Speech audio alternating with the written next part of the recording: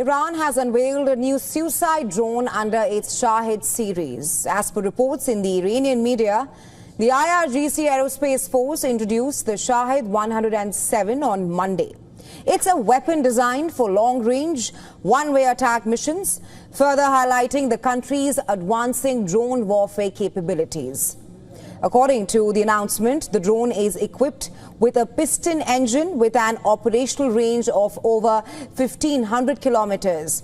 According to Iran's Tasnim news agency, which is closely associated with the IRGC, recent images circulating online appear to show a drone similar to the Shahed 107 approaching Israel's Arrow 3 air defense system.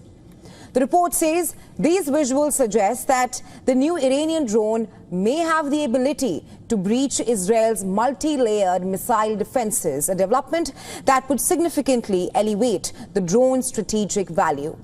The drone reportedly serves as a loitering munition built to identify and destroy enemy targets by self-detonation. According to a Ukrainian media outlet, the Shahed 107 can be launched in multiple ways, either from a catapult system or from a runway.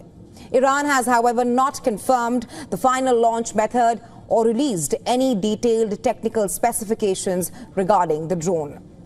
But there have been various reports last year itself about the Shahed 107 drone, because last October, an unmanned Hezbollah aerial vehicle targeted Israeli Prime Minister Benjamin Netanyahu's home, with reports claiming Hezbollah had then used the Iran-developed Shahed 107 drone for the attack.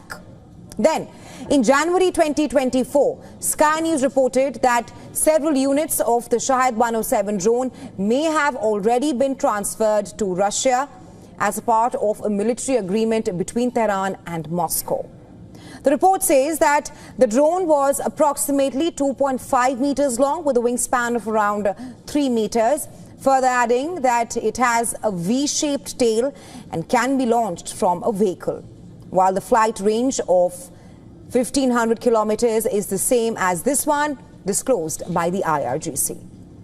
The Shahed 107 marks the latest addition to Iran's growing fleet of suicide drones, which includes the widely used Shahed 136, a model Russia has deployed extensively against Ukraine.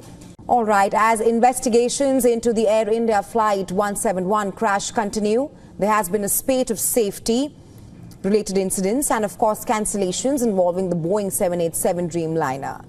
On Monday, June 16th, a British Airways flight bound for Chennai from London's Heathrow Airport was forced to return when pilots encountered issues operating the aircraft's flaps. Another Air India Dreamliner bound for New Delhi from Hong Kong returned to the city on account of unspecified technical issues. Perhaps most unnervingly, the Air India flight to London from Ahmedabad, scheduled to take off earlier today, was cancelled. Airport officials cited operational issues for the cancellation. In online aviation forums, there are whispers about what's being called the Boeing curse. Is the Boeing 787 dream run over? The Dreamliner, ever since its maiden commercial flight in 2011, the 787 had been the star in Boeing's lineup. The wide-body twin-engine jet debuted at a time when the 9/11 attacks cast a long shadow on the airline industry. The 787 Dreamliner was the first commercial aircraft with an airframe made of composite material that was not just lighter but more durable. Boeing claimed the aircraft was 20% more efficient to run than the outgoing 767. There did not appear to be any trade-offs either. The plane was spacious and comfortable for passengers. Under the hood, the 787 featured an expansive suite of electrical systems that replaced the high-maintenance hydraulic systems found on most aircraft of that time. But it hasn't gone very well for Boeing over the past few years. Accidents and scandals involving the 737 MAX have decimated the aviation manufacturer's reputation. In May this year, Boeing managed to escape prosecution in a fraud case related to the two fatal 737 MAX crashes which killed 346 people.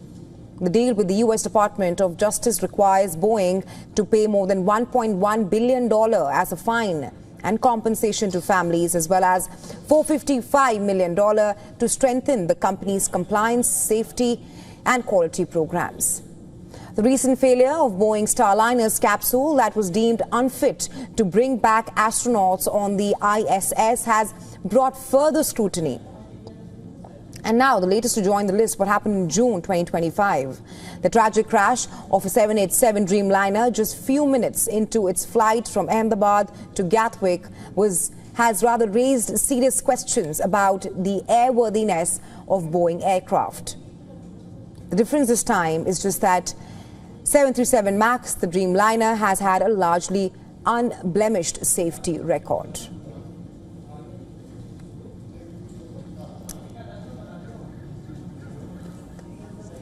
In 2013, fires broke out aboard two Dreamliners owned by Japanese airlines due to overheating of the plane's lithium-ion batteries. Dreamliner fleets around the world were grounded until Boeing rather addressed the issue and got a clearance from the U.S. aviation regulator.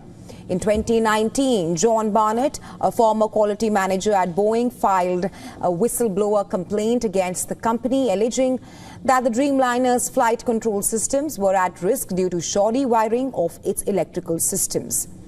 Following this, the FAA inspected several 787s and found that the reported issues existed. It then ordered Boeing to fix the problems. Last year in January, another whistleblower, Sam Solopor, reported that sections of the fuselage of the Dreamliners were improperly connected.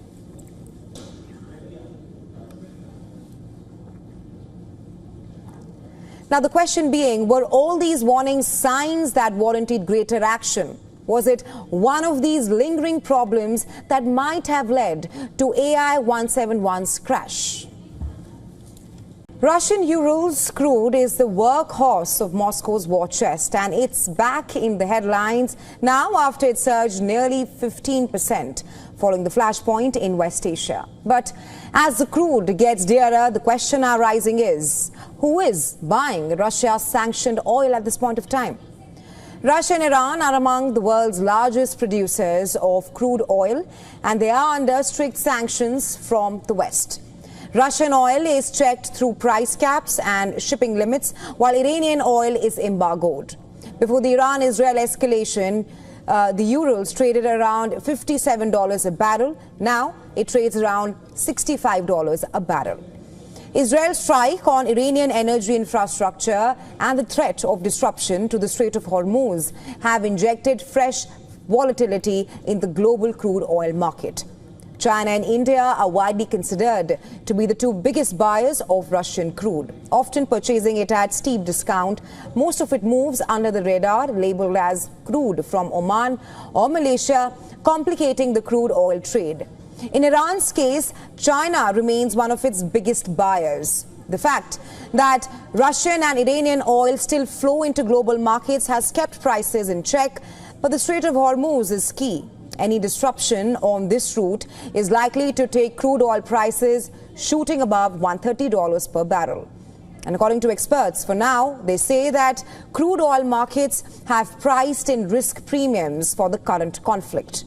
But they could enter a new phase if they continue to escalate. Shifting focus now, have you ever heard of a race of the royals, by the royals and for the royals? Well, that's what I'm talking about here. This is what's going to happen in the United Kingdom.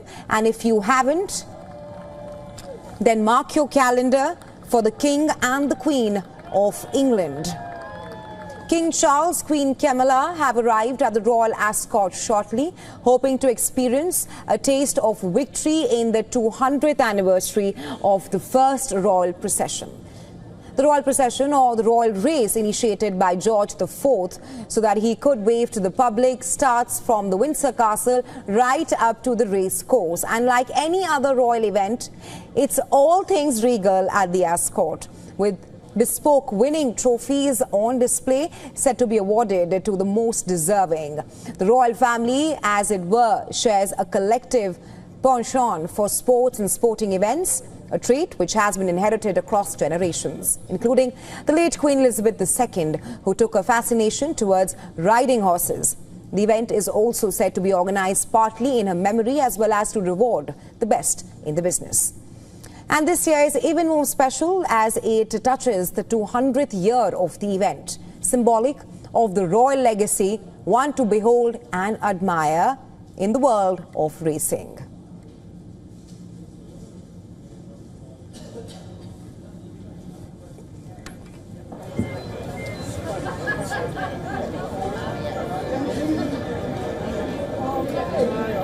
In other news, first they were starved and now they are shot. Either ways, death seems to be pretty much inescapable for these unfortunate Palestinians. Over 50 have been killed from the Israeli shootings as per the Gaza Health Ministry. Imagine this. Days after being deprived of food to eat and water to drink, dozens of Palestinians lining up near 8 trucks in the southern strip of Gaza for a morsel of food. Meeting their end, within minutes, they are gunned down, violated and massacred, while hundreds of them are left severely wounded. And what is now being dubbed as the deadliest attack.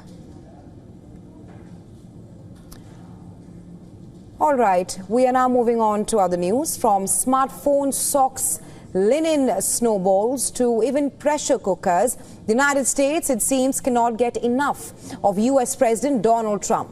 In the latest such move, the Trump organization has stepped into the telecom world with the launch of its own mobile service. The Trump Mobile. Well, Trump's eldest sons, Donald Trump Jr. and Eric Trump, introduced the venture at the Trump Tower in New York. The monthly plan comes at $47.45, and this is no ordinary figure. It's rather symbolic, highlighting Donald Trump's status as both the 45th and now the 47th President of the United States of America. As Trump branded gold smartphone priced at $499, it was also revealed during the launch. The company says the phone will be manufactured in the U.S., though no manufacturing details have been provided.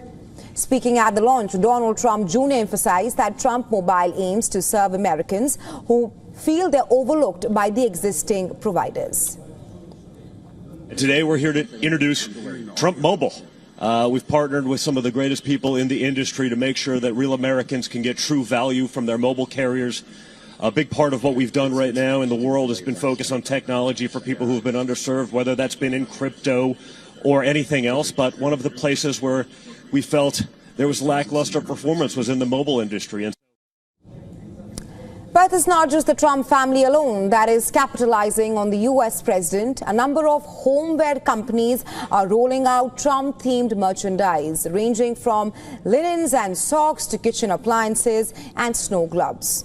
A company dealing with pressure cookers and air fryers has announced a new 45 to 47 collection featuring goods labeled with Trump's presidential numbers and the Make America Great Again slogan. Apart from this, Trump-themed fine porcelain dinner sets, gold-plated cutlery and collector's items like snow gloves showing a Trump figurine in front of a miniature White House may be hitting the U.S. market soon. Trump has long profited from licensing his name and image from sneakers and watches to now mobile phones and dinnerware. The Trump brand continues to diversify and monetize.